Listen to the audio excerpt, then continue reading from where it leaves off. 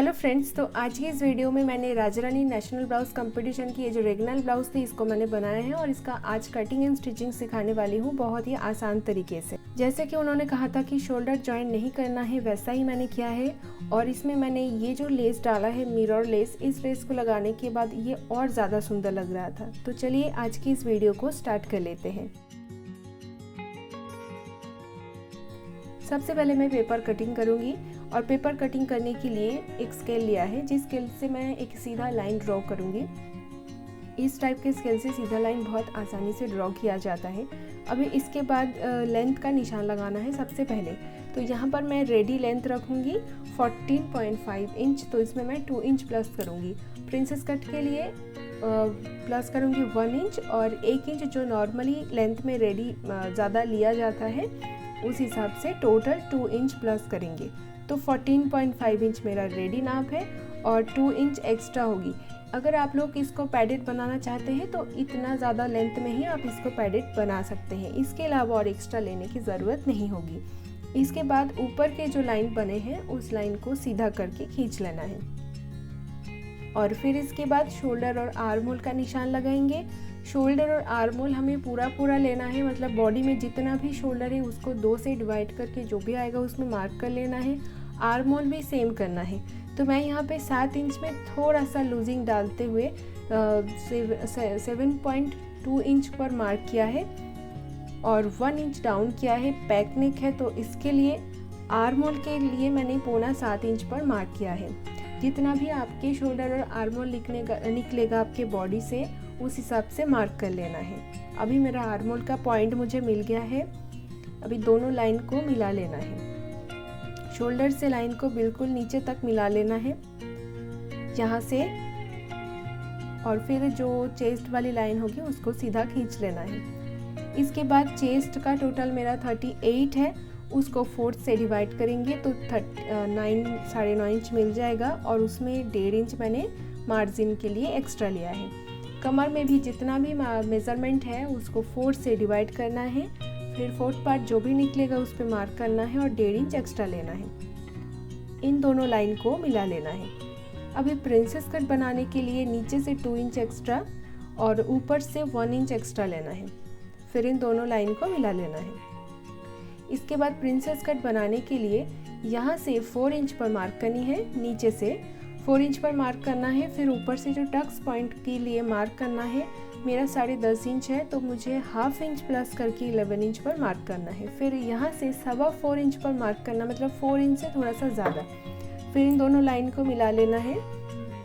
अभी princess cut बनाने के लिए जो 2 इंच मैंने एक्स्ट्रा लिया था उसी एक्स्ट्रा 2 इंच को यहाँ पर मार्क करना है यहाँ पर। फिर यहाँ से 1.5 इंच ऊपर की साइड पर मार्क करना है और फिर स्केल लेना है, इन दोनों लाइन को इस तरह मिला लेना है। उसके बाद फ्रेंच का स्केल लेते हुए प्रिंसेस कट वाली जो लाइन है उसे ड्रॉ कर लेना है। फिर यहाँ पर ऐसे कोना तो नहीं बनेगा तो यहाँ पर हल्का सा गुलाई देना है। इस तरह स्केल को रखते हुए हल्का सा गुलाई शेप देना है और इन शेप को ले जाते हुए नीचे तक मिला देना है इस तरह से। इसके बाद 1 इंच लेना है, 1 इंच यहाँ पर मार्क करना है और इन लाइन को इस तरह मिला लेना है। जॉइन करने के बाद ये लाइन एकदम सीधा आ जाएगा। फिर यहाँ पर मैंने आर्म होल का शेप बना दिया है। फ्रंट का आर्म होल थोड़ा सा डीप बनाई जाती है तो इसलिए मैंने 1 इंच ऊपर से और आर्म होल के थोड़ा अंदर लाइन से मैंने ये ड्रॉ किया है। अभी नेक की चौड़ाई 3 इंच रहेगा। टोटल चौड़ाई मैंने 3 इंच लिया है और टोटल लंबाई 4 इंच लेना है। चौड़ाई 3 इंच और लंबाई 4 इंच। इस तरह एक बॉक्स बना लेनी है। ये है परफेक्ट पैक नेक की मेज़रमेंट और इस तरह मैं एक राउंड शेप ड्रॉ कर लूँगी। तो इतना पैक नेक मैं कंफर्टेबली नहीं पहन पाती हूँ तो इसलिए मैं और एक्स्ट्रा 1 इंच बढ़ा के थोड़ा सा ज़्यादा डीप मैं गोल गला बना रही हूँ पैक नेक। लेकिन अगर आपको फुल पैक नेक चाहिए एकदम ऊपर तक तो आप इसी मेज़रमेंट पे इसको कटिंग कर लीजिए, और अगर नहीं चाहिए थोड़ा सा डीप चाहिए तो मैंने इस तरह 1 इंच डाउन करके राउंड शेप ड्रॉ कर लेना है इसी तरह से कि 5 इंच लेंथ का तैयार हो जाएगी। उसके बाद जो 1 इंच का डाउन किया है उस लाइन को खींच लेना है। इसके बाद जो नेक लाइन है वहाँ से 2 इंच पर मार्क करना है। आपने जहाँ तक लेंथ लिया है वहाँ से ही 2 इंच पर मार्क करना है। फिर फ्रिंज का जो स्केल है उस स्केल को लेते हुए इस लाइन को आर्म होल के साइड पर मिला देना है। बस इस तरह इस शेप को मिला देना है और यही रेगनाल पैटर्न की जो खासियत है, जो डिज़ाइन है वो यही है कि इसको हमें यहाँ पर आर्म होल के साइड पर मिला लेना है। और इस पैटर्न को तैयार कैसे करना है वो मैं आपको आगे बताऊंगी। अभी इस लाइन के ऊपर से कटिंग कर लेना है। रेगनाल पैटर्न जो बनाया है इसको अलग से कटिंग करनी है। ये देखिए, ये अलग अलग दोनों पैटर्न मिल जाएगा एक साथ में। प्रिंसेस कट वाली जो पैटर्न है उसे भी मैंने पहले कट कर लिया है, अभी नेक लाइन पर कटिंग कर लिया है और ये जो लाइन मैंने बनाया है इसके ऊपर से कटिंग कर लेना है। बस इसके बाद हमें फ्रंट का तो सारे पार्ट्स मिल गया है और ये जो रेगनाल पैटर्न है इसको मैं एक अलग से पेपर के ऊपर रख के एकदम जॉइंट कटिंग कर लिया है। किसी भी साइड से कटिंग दोनों अलग अलग पार्ट नहीं होगा। उसके बाद बैक पार्ट रेडी करनी है। तो बैक पार्ट में जो होगा कि 14.5 इंच जब हमारा रेडी लेंथ है तो उसमें सिर्फ 1 इंच प्लस करके 15.5 इंच पर मार्क करनी है। इस तरह सीधा लाइन ड्रॉ कर लेना है। स्केल तो बहुत ज़रूरी है सीधा लाइन ड्रॉ करने के लिए, तो स्केल से ही करनी है। और बैक पार्ट में हुक होगी तो उसके लिए 1/2 इंच बैक पार्ट से बढ़ा के लेना है इस तरह। उसके बाद जितना भी शोल्डर आर्म होल हमने फ्रंट में लिया है उतना ही बैक पार्ट में भी लेंगे और गले का चौड़ाई भी उतना ही लेंगे, 3 इंच गले का चौड़ाई। और ये जो 1/2 इंच एक्स्ट्रा लिया है ये तो हुक आई पट्टी के लिए होगा, उसको छोड़ देना है। और फिर लंबाई में आप लोग बाद में बताती हूँ। उससे पहले शोल्डर और आर्म होल ले लेते हैं कि 7 इंच शोल्डर का फुल शोल्डर और आर्म होल थोड़ा सा 7.25 इंच का लिया है। फिर मैंने सारे लाइन को ड्रॉ कर लिया है और बैक आर्म होल 2 इंच ऊपर से बनाई जाती है। अभी चेस्ट का 4th पार्ट 1.5 इंच मार्जिन के लिए एक्स्ट्रा, कमर का 4th पार्ट और 1.5 इंच मार्जिन के लिए एक्स्ट्रा। आप 1.5 की जगह 1 इंच में मार्जिन के लिए एक्स्ट्रा रख सकते हैं अगर आपके पास कपड़ा कम हो तो। अभी बैक नेक का लेंथ मैं 2 इंच या तो 2.5 इंच रख सकते हैं। मैंने 2.5 इंच लिया है, आप लोग 2 इंच में भी बना सकते हैं या फिर उससे कम में भी बना सकते हैं। यहाँ पर राउंड शेप ड्रॉ कर लेना है। फिर यहाँ से 2 इंच पर मार्क करना है जैसे फ्रंट में दिखाए थे। और फिर फ्रेंच का स्केल लेना है और इसको भी आर्म होल की साइड पर मिला लेना है। इस तरह ये पैटर्न तैयार हो जाएगा। तो देखिए, ये बैक पार्ट का जो पैटर्न है रेगनाल का वो इस तरह से आ जाएगा। तो अभी एक साथ में अगर लाइन नहीं बना पाएंगे तो आप थोड़ा थोड़ा पॉइंट करके फिर इस बाद में सारे पॉइंट को जोड़ लेना है। अगर आप चाहो तो इस लाइन को नीचे तक बना सकते हैं, लेकिन मेरे हिसाब से इसको छोड़ के एकदम आर्म होल के साइड पर मिला लेने से क्या होगा कि जब आप स्लीव्स ज्वाइन करेंगे उसके बाद ये पैटर्न एकदम परफेक्ट लुक आएगी। तो इस तरह आप लोग भी मार्किंग करना। फिर मार्किंग करने के बाद अभी बैक पार्ट की कटिंग कर लेना है। तो कटिंग करने के टाइम ये जो बैक पार्ट का रेगनाल पैटर्न हमने बनाया है इसको अलग से कटिंग कर लेना है। ये देखिए इस तरह से। फिर आर्म होल की साइड से भी कटिंग कर लेनी है। अभी फ्रंट और बैक पार्ट का जो ये अलग से मैंने डिज़ाइन जो रेगनाल पैटर्न हमने बनाया है ना, इस पैटर्न को एक साथ में जोड़ लेना है। जोड़ लेना है मतलब कि इन दोनों पैटर्न की आर्म होल और नेक वाली साइड दोनों को आपस में मिला लीजिए। उसके बाद यहाँ पर 1/2 इंच ऊपर हमें जो भी शोल्डर जॉइंट में जितना 1/2 इंच जोड़ दिया जाता था, जो मार्जिन हमारी ऐड होता है इसमें, उसको माइनस कर लेना है। मतलब पहले ही मैं स्केल से 1/2 इंच पे मार्क कर रही हूँ, एक लाइन बना रही हूँ। उसके बाद यहाँ पर ना ग्लू लगा लूँगी। ऐसे ग्लू लगा के फिर जो बैक आर्म होल है उसको इसके ऊपर चढ़ा देंगे, इस तरह रखेंगे और इसको जोड़ लेंगे। इसको अलग अलग नहीं रखना है, एक ही पैटर्न बनाना है, क्योंकि हम तो शोल्डर जॉइंट नहीं करेंगे, शोल्डर को ऐसे ही रखेंगे, सिंगल पीस में बनाएंगे। तो इसको एक अलग पेपर के ऊपर रखेंगे और इसको एज इट इज़ जैसा है वैसा मार्किंग कर लेंगे। इस तरह से मार्किंग करना है और इसमें भी जॉइंट लगानी होगी। जॉइंट लगाने के लिए इसमें भी मार्जिन ऐड करनी होगी। तो मार्जिन कहाँ पर ऐड करनी है मैं आप लोग को बता देती हूँ। सबसे पहले जो शोल्डर जॉइंट वाली जो लाइन है उस लाइन को बना लेना है और फ्रंट और बैक ऐसे लिख लेना है, बाद में ये बहुत काम आएगी। उसके बाद यहाँ पर जहाँ पर जॉइंट आएगी, क्योंकि ये बैक साइड का है तो बैक साइड में यहाँ पर जॉइंट आएगी तो 1/2 इंच इसमें ऐड कर लेना है। और फ्रंट में जहाँ पर जॉइंट आएगी उसमें भी 1/2 इंच ऐड कर लेनी है। जहाँ पर भी जॉइंट आएगी ऐड कर लेने हैं 1/2 इंच, तो बाद में ये छोटा नहीं पड़ जाएगा।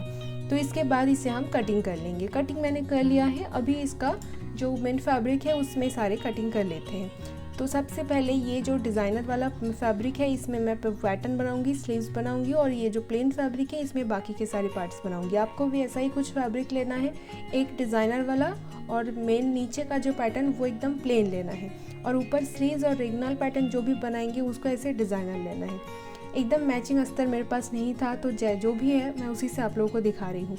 जो जॉइंट वाली साइड होगी अस्तर की, उसी साइड से प्रिंसेस कट वाले पार्ट को कटिंग करना है। पहले प्रिंसेस कट वाली पेपर पैटर्न मैंने रखा है, और ऊपर की यहाँ से जॉइंट आएगी, तो जॉइंट वाली साइड पर मैंने 1/2 इंच एक्स्ट्रा ले लिया है, और प्रिंसेस पार्ट को रखते हुए यहाँ से कटिंग कर लेना है, मार्किंग करना है। जो प्रिंसेस कट की ऊपर वाली पार्ट मैंने 1/2 इंच ज़्यादा लिया है, वहाँ से ही जो रेगनल पैटर्न है उसको जॉइंट करनी है, तो इसलिए मैंने 1/2 इंच एक्स्ट्रा लिया है। और यहाँ से बैक पार्ट को रखते हुए मैंने मार्किंग कर लिया है। ये कपड़े की ओपन वाली साइड है, और यहाँ पे भी मैं जो जॉइंट है वहाँ पर 1/2 इंच एक्स्ट्रा लिया है बैक पार्ट में भी। और रेगनल पैटर्न की जो मार्किंग है वो मैंने कर लिया है, और इसमें कोई जॉइंट नहीं लगानी है क्योंकि इसको पहले से ही मैंने पेपर के में ही जॉइंट बना के रखे थे। तो इस तरह यहाँ पर जॉइंट आएगी, मैंने आप लोगों को वो दिखाया। अभी इसकी कटिंग कर लेने हैं सारे, इसमें जो भी मैंने मार्किंग किया है सारे जगह पर कटिंग करके इसको निकाल लेना है।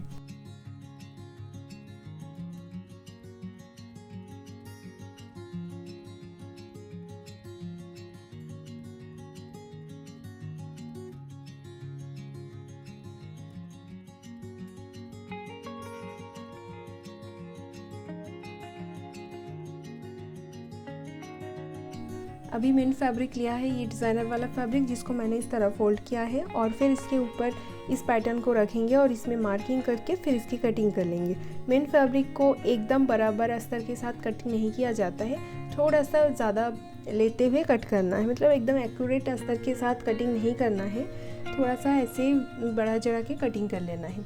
अभी ये जो बॉर्डर वाला पार्ट है इसमें से हम स्लीव्स निकालेंगे, तो इसको हम बाद में कटिंग करेंगे। तो इसमें एक चीज़ है कि मेरा जो दोनों बॉर्डर है दोनों एकदम ही डिफरेंट है, एक लाइन तो नहीं है, तो इसको मैं बाद में रेडी करके आप लोगों को दिखाऊंगी। अभी ये जो प्लेन फैब्रिक है इसमें से प्रिंसेस कट का जो पार्ट है उसे और बैक पार्ट को कटिंग कर लेना है। तो मैंने कटिंग कर दिया है। अभी चलिए इसका स्टिचिंग देख लेते हैं। स्टिचिंग करने के लिए सबसे पहले अस्तर के साथ मेन फैब्रिक को जॉइन कर लेना है, मतलब प्रिंसेस कट वाला जो पार्ट है उसके साथ में अस्तर को जॉइन कर लूँगी इस तरह। ये देखिए 1/2 इंच का सिलाई मार्जिन लेना है और धीरे धीरे इसमें जॉइन कर लेना है। इसमें आप देखेंगे कि मेन फैब्रिक अस्तर से थोड़ा सा ज़्यादा हो रहा है, तो स्टिचिंग के साथ साथ उस एक्स्ट्रा फैब्रिक को भी कटिंग करके निकाल देना है। इसी तरह दोनों पैटर्न को रेडी करना है। अभी रेडी हो जाने के बाद प्रिंसेस वाली जो दोनों पार्ट है उन दोनों पार्ट को एक साथ में जॉइन कर लेना है। देखिए ये मेरे एक साइड का प्रिंसेस कट पैटर्न में जॉइन कर रही हूँ। 1/2 इंच का सिलाई मार्जिन लेना है और इस तरह इसे जॉइन कर लेना है। कटिंग एक बार हो जाएगी तो ये पैटर्न की स्टिचिंग में बिल्कुल भी टाइम नहीं जाता है, बहुत ईजी, बहुत ही जल्दी तैयार हो जाता है। और दूसरी साइड का जो प्रिंसेस पार्ट है उसे भी मैं जॉइन कर लूँगी।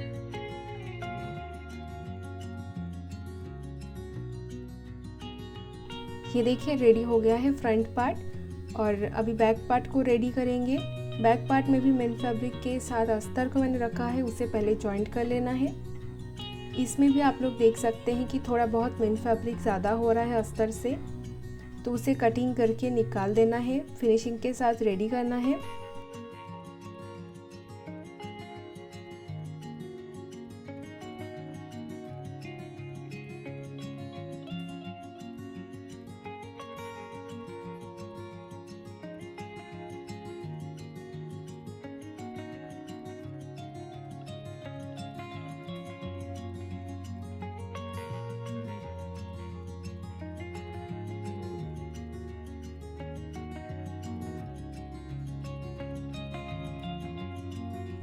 इसमें जो एक्स्ट्रा फैब्रिक होगा उसे कट करके निकाल देना है फिनिशिंग के साथ। फिर मैं इसको जॉइन करूँगी हमारी फ्रंट और बैक पार्ट के साथ। इसी पार्ट के साथ फ्रंट और बैक पार्ट जॉइंट होगी, क्योंकि शोल्डर तो जॉइंट इसमें नहीं होगी। तो इस पार्ट को स्टिचिंग करने के बाद कौन सा साइड फ्रंट है कौन सा साइड बैक है इसमें थोड़ी दिक्कत आएगी, तो उस टाइम आपको ये पेपर लेना है। पेपर में पहले से हमने लिख के रखी थी फ्रंट और बैक, तो आपको इसके ऊपर इस फैब्रिक को रखना है, तो आपको पता चल जाएगा कि कौन सा साइड फ्रंट है और कौन सा बैक। तो उस हिसाब से आपको इस आर्म होल के साइड पर रखना है यहाँ पर, और इसमें पहले से आपको पिन से सिक्योर कर लेना है, जो मैं आपको बताने वाली हूँ। दूसरी साइड बैक साइड पर बैक आर्म होल के ऊपर आएगी इस तरह से। स्टिचिंग करने से पहले ही इस तरह अगर आप पिन से सिक्योर कर लेंगे ना, तो स्टिचिंग में बिल्कुल भी प्रॉब्लम नहीं आएगी, और जो पार्ट जहाँ पर लगानी है वहाँ पर ही अटैच होगी। और इसके बाद जो बैक साइड की आर्म होल है वहाँ पर बैक साइड की जो पैटर्न है उसे अटैच कर लेनी है। पिन से सिक्योर करने के बाद ही ना ये एकदम अपने लुक में आ जाएगी। ये देखिए, जो रेगनल पैटर्न का जो शेप है वो एकदम आ जाएगी। और इसी हिसाब से जो दूसरी साइड का जो पैटर्न है उसे भी हम ऐसे ही अटैच कर लेंगे पिन के साथ। उसके बाद मैं स्टिचिंग करूँगी। तो स्टिचिंग में सारे पिन को एक एक करके ओपन करना है और सिलाई कर लगाना है, क्योंकि पिन के साथ आप सिलाई नहीं लगा पाएंगे, तो इसको ओपन करना है फिर सिलाई लगाना है।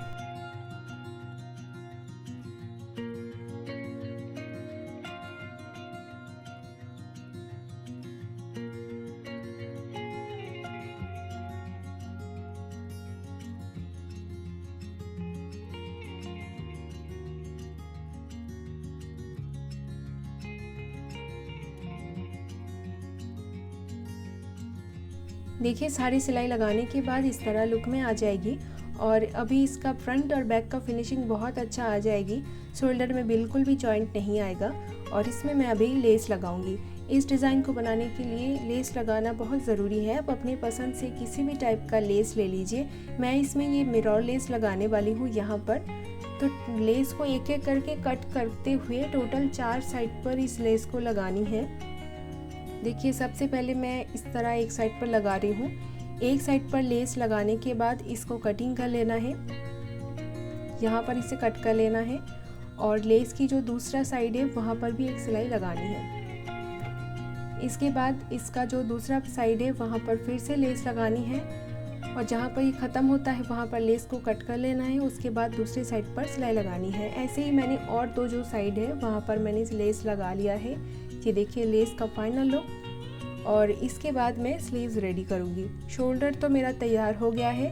स्लीव्स में मेरा जो प्रॉब्लम है कि एक स्लीव्स का बॉर्डर चौड़ा था, एक का कम था, तो मैंने जितना चौड़ा बॉर्डर था उसको मैंने थोड़ा सा माइनस कर दिया और ऊपर से लेस लगा दिया है। तो इसमें दोनों स्लीव्स का लुक एकदम एक जैसा आ गया है।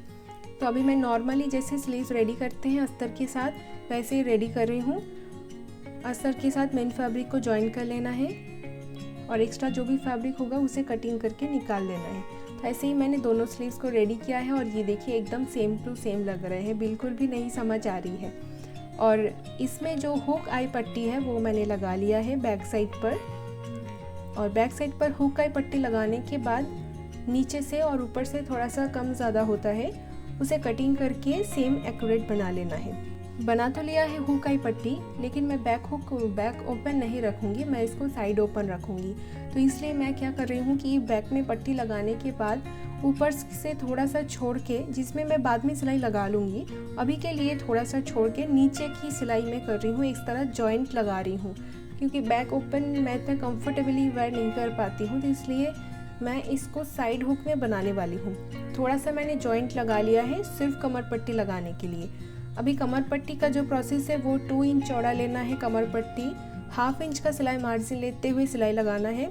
इसको एक साइड पर टर्न करके ऊपर से एक बार और सिलाई लगाना है, फिर दूसरे साइड पर फोल्ड करके सिलाई लगाना है। बस ये छोटा सा प्रोसेस है, बहुत ही ईजी है। अभी शोल्डर की जो सेंटर लाइन है उस लाइन को हमें मार्क करना है और यहाँ पर स्लीव्स जॉइन करनी है, क्योंकि शोल्डर तो जॉइंट हुआ नहीं है, एकदम प्लेन है, तो इसका सेंटर मार्किंग करना बहुत ज़रूरी है। सेंटर पे मैंने स्लीव्स का भी सेंटर रखते हुए पिन लगा लिया है। फिर एक हाथ से मैंने स्लीव्स और ब्लाउज दोनों को पकड़ के रखे हैं और एक हाथ से मैं चेक कर रही हूँ कि मेरा स्लीव्स कहाँ तक जा रही है। तो एकदम प्रॉपर मैच हो रहा है लाइन तक। तो इसी तरह मैं स्लीव्स को अटैच कर लूँगी। तो जो भी सेंटर लाइन है जहाँ पर सेंटर आएगी, पिन को ओपन कर लेना है, फिर इस तरह स्लीव्स ज्वाइन कर लेनी है। स्लीव्स ज्वाइन करने के बाद ब्लाउज़ का जो लुक है वो बहुत ज़्यादा सुंदर लग रहा था। इसके बाद मैं साइड ज्वाइन कर लूँगी। एक साइड पर तो मैं पूरा ज्वाइन करूँगी और एक साइड पे सिर्फ आर्म होल तक ज्वाइन करूँगी, बाकी बिल्कुल ओपन रहेगा जो मैं हुक आई बनाऊँगी। इसके बाद ऊपर का नेक अभी भी बाकी है, तो उसके लिए लेना है ओरेप पट्टी। अभी ब्लाउज़ का जो बैक पार्ट है उसमें मैंने पूरा सिलाई लगा लिया है। और साइड हुक जो भी मैं बनाऊंगी उसके लिए भी मैंने उसमें भी सिलाई करके रेडी कर लिया है। बैक पार्ट का ऐसे बनाने का कारण है कि एज ए सो ऐसा लगेगा कि बैक में हुक है, लेकिन हुक बैक में नहीं है तो साइड में। तो इस तरह ब्लाउज़ को मैंने रेडी कर लिया है और अभी सिर्फ इस पट्टी को लगानी है गले पर। पट्टी को लगाते हुए ये ब्लाउज़ एकदम कंप्लीट हो जाएगा। तो पहले सीधी साइड पर इस पट्टी को लगा के 1/2 इंच का सिलाई मार्जिन लेते हुए सिलाई कर लिया है। उसके बाद छोटे छोटे कट लगा लिया है। उसके बाद एक साइड पर टर्न करके ऊपर से जो प्रेस स्टिच लगाई जाती है उसे लगा लिया है। फिर इसको अंदर की साइड पर फोल्ड करना है और इसमें स्टिचिंग लगाना है। देखिए इस तरह इस डिज़ाइन को मैं सिलाई करते हुए कंप्लीट कर रही हूँ। बहुत ही इजी स्टेप में मैंने आप लोगों को दिखाया है। और इस एक चीज़ की मिरर को मैंने थोड़ा सा ओपन कर लिया था स्टिचिंग के लिए, तो स्टिचिंग हो जाने के बाद इस मिरर को मैं फिर से ग्लू से अटैच कर रही हूँ। इसमें ना ब्लाउज़ का लुक अच्छा आता है। अगर नेक वाली साइड से ऐसे मिरर नहीं दिखेगा, मिरर ऐसे उठ गया है ऐसा लगेगा, तो वो अच्छा नहीं लगेगा। इसलिए मैं मिरर को स्टिचिंग सिलाई कंप्लीट करने के बाद इस मिरर को मैं फिर से लगा रही हूँ। देखिए अगर आप भी ऐसा करते हैं तो मुझे कमेंट करके ज़रूर बताइए, क्योंकि हमारे लिए फिनिशिंग बहुत ज़रूरी है। अगर आप यहाँ तक वीडियो देख रहे हैं और चैनल को अभी तक सब्सक्राइब नहीं किया है तो प्लीज़ चैनल को सब्सक्राइब कर लीजिए और बेल आइकन को भी प्रेस करके रखिए, क्योंकि जब भी मैं नए वीडियोज़ डालूँ तो आपके पास नोटिफिकेशन चला जाएगा। आज का ये ब्लाउज़ डिज़ाइन और आज का जो मैंने प्रोसेस दिखाया है, आई होप आप सभी को बहुत ही पसंद आया है। अगर पसंद आया है तो वीडियो को लाइक करें और इस वीडियो के नीचे कमेंट करके भी मुझे बताइए कि वीडियो और ब्लाउज़ डिज़ाइन कैसा लगा है आप सभी को। और आप लोग मुझे इंस्टाग्राम पे फॉलो कर सकते हैं। इंस्टाग्राम का लिंक मैंने इस वीडियो के नीचे डिस्क्रिप्शन बॉक्स पे दिया है। तो चलिए नेक्स्ट वीडियो में आप सभी से मिलते हैं।